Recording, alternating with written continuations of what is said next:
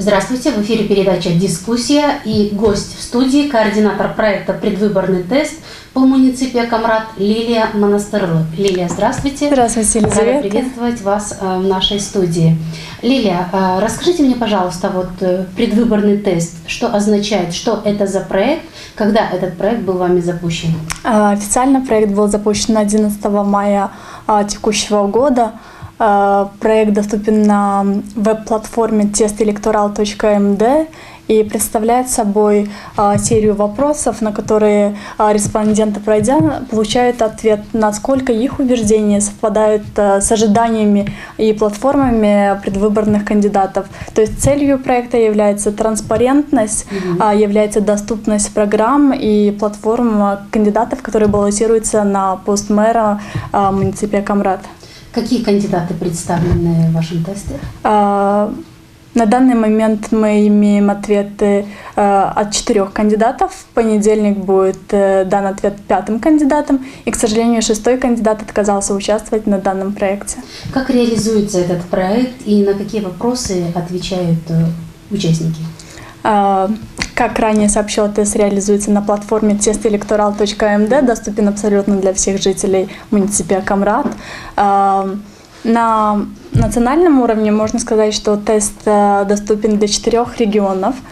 Речь идет о муниципии Кишинев, муниципии Камрат, муниципии Белз и Кагуле. То есть в этом случае Камрат является бенефициарием этого проекта.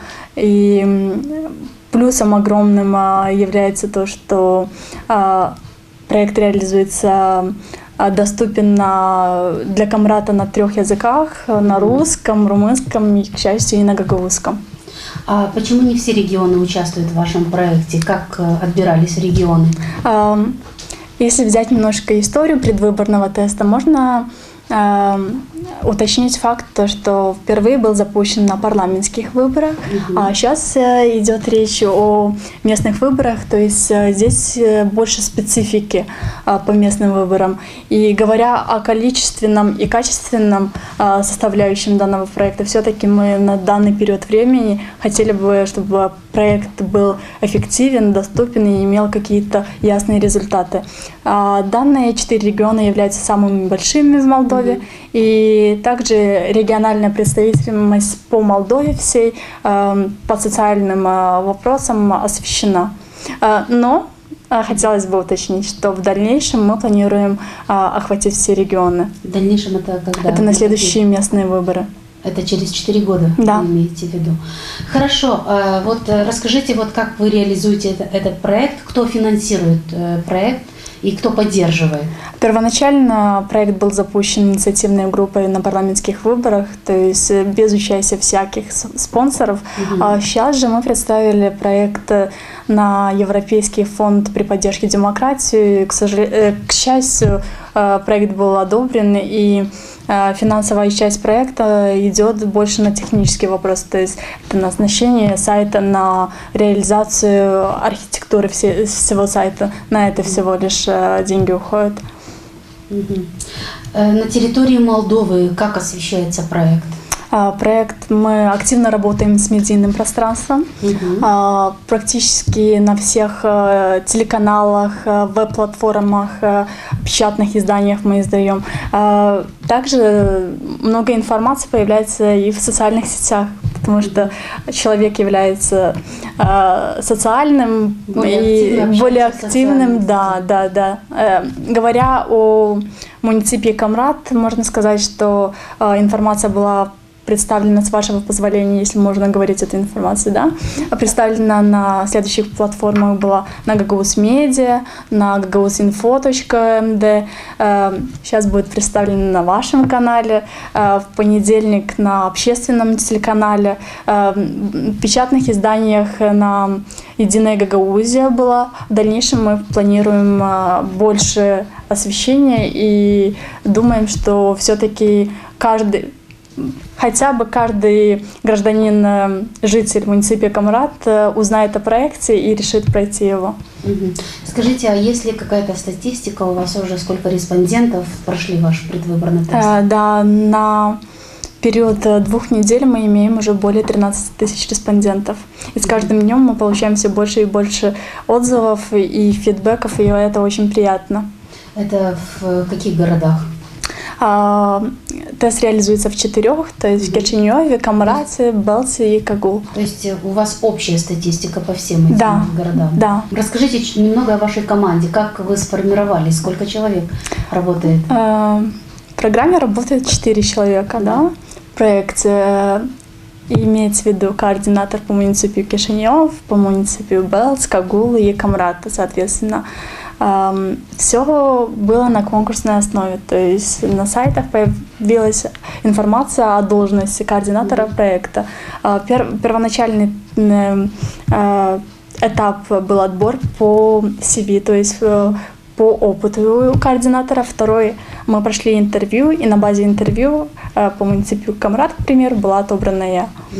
А вот скажите, Лилия, вот этот проект, вот по вашему мнению, насколько важно реализовать перед выборами и чем этот проект может помочь людям, избирателям?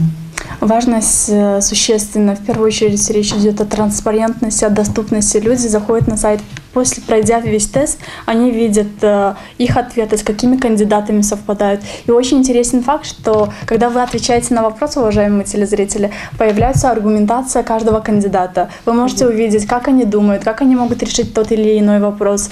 И это огромный плюс также и для кандидатов, потому что все участвуют на равных условиях, на бесплатной основе.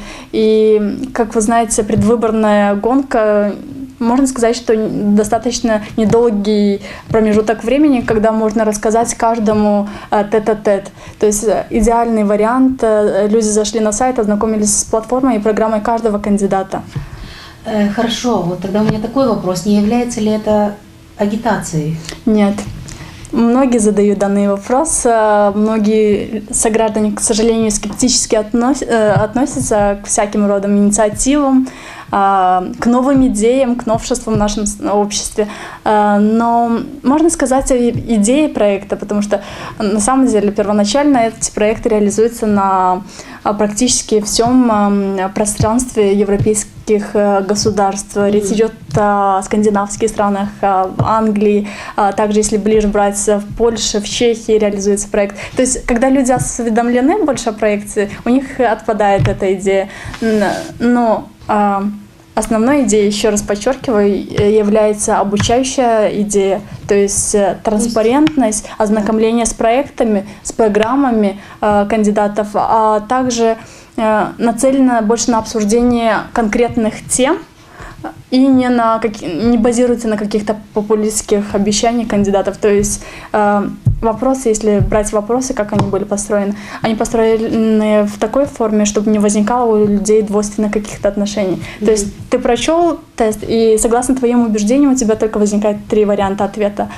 Согласен, не согласен, либо воздерживаюсь. Я так понимаю, что это новшество для нас, да? В других странах это уже активно применяются такие тесты. Скажите, пожалуйста, вот у нас не все владеют компьютерами, интернетом люди. Вот те, которые не владеют компьютером, как они могут пройти?